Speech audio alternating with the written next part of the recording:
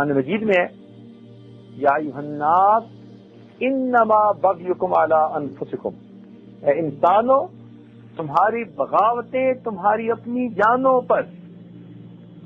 کیا مطلب؟ جتنی ہم گناہ کرتے ہیں ان کا وبال ہمارے اوپر لوٹ کے آتا ہے کسی نہ کسی صورت میں، ہم اسے فیل کریں نہ کریں.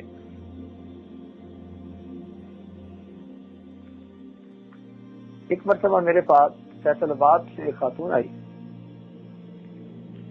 گھر والوں نے مجھے پیغام بھیجا، میں اپنے مہمان خانے میں مردوں کے پاس تھا. انہوں نے پیغام بھیجا جی کہ خاتون آئی ہے، کوئی بات کرنا چاہتی ہے، اس نے واپس بھی جانا ہے اور زارو قطار رو رہی ہے جب سے آئی ہے، آپ اس کو ذرا جلدی ٹائم دے دیں. تو یہ آج مہمان خانے سے گھر آیا، پردہ تھا، پردے کے پیچھے وہ خاتون بیٹھ گئی، رو رہی تھی اس وقت تک. میں نے اس سے پوچھا کہ بی بی آپ کیوں پریشان ہیں؟ وہ کہنے لگی جی کہ میں پہلے تو اپنے بارے میں کچھ آپ کو بتا دیتی ہوں. میرا خاوند انڈسٹریلسٹ ہے، 7 سال پہلے ہماری شادی ہوئی، محل نما اس نے مکان بنایا ہوا ہے. ہماری اس وقت تک اولاد کوئی نہیں ہوئی، مگر یہ میرا پرابلم نہیں ہے، اس لیے کہ خاوند مجھ سے خوش ہے، میں خاوند سے خوش ہوں، ہم دونوں آپس میں محبتوں بھری زندگی گزار رہے ہیں، تو یہ پرابلم نہیں ہے. اور کہنے لگی گھر کے تمام اخراجات خاوند نے اپنے ذمہ لیے ہوئے ہیں،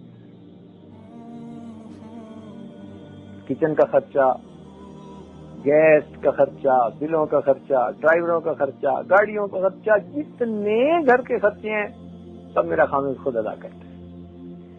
میرا پرابلم یہ ہے کہ میرا خاوند مجھے میرے ذاتی خرچے کے لیے ہر مہینے 50,000 روپیہ دیتا ہے اور میں پریشان ہوں، میرے خرچے پورے نہیں ہوتے. آج سے 10 سال پہلے کی بات.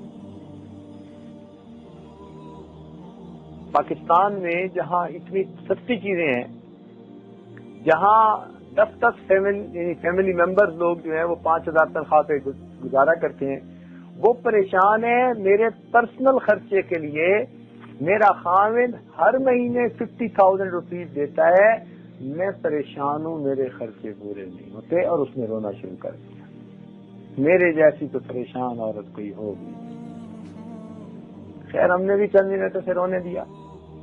جب ذرا محسوس ہوا کہ ماشاءاللہ خاصی دیر اس نے رو لیا، پھر اسے سمجھایا کہ بیوی ذرا بات سنو.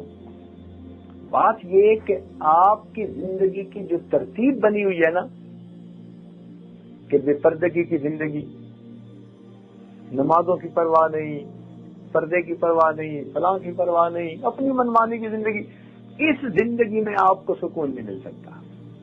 آپ کا خاوند آپ کو 50,000 کی جگہ 5 لاکھ بھی دینا شروع کر دے. میں نے اسے بھی کوٹ کیا، میں نے کہا میرے پاس ایسی خاتون بھی آئی کہ جسے ہر مہینے 10 لاکھ ملتے تھے اور وہ بھی پریشان تھی. کہنے لگی جی پھر سکون مل کیسے سکتا ہے؟ میں نے کہا اس کا طریقہ یہ ہے کہ آپ پچھلے گناہوں سے توبہ کر لیں اور آئندہ نیکوکاری کی زندگی گزارنے کا دل میں ارادہ کر لیں، پھر دیکھنا آپ کے دل کو سکون ملے گا. خیر اچھی خاتون تھی، کہنے لگی جی پھر آپ مجھے طریقہ بتا دیں. اس عاجز نے اسے توبہ کے کلمات پڑھا دیے اور کچھ ضروریات دین کے بارے میں بتا دیا، تو وہ خاتون چلی گئی. تیسرے یا چوتھے مہینے اس نے فون کیا اور فون پر بتانے لگی کہ حضرت جو آپ نے بتایا میں نے ہو بہو اپنی زندگی اس کے مطابق بنا لی ہے، بڑی پرسکون زندگی گزارتی ہوں حضرت. میرا ذاتی خرچہ مہینے کا 15,000 میں پورا ہو جاتا ہے اور میرے باقی پیسے میں یتیموں، بیواؤں اور غریبوں کے اوپر خرچ کرتی ہوں. پرسکون زندگی گزار رہی تھی.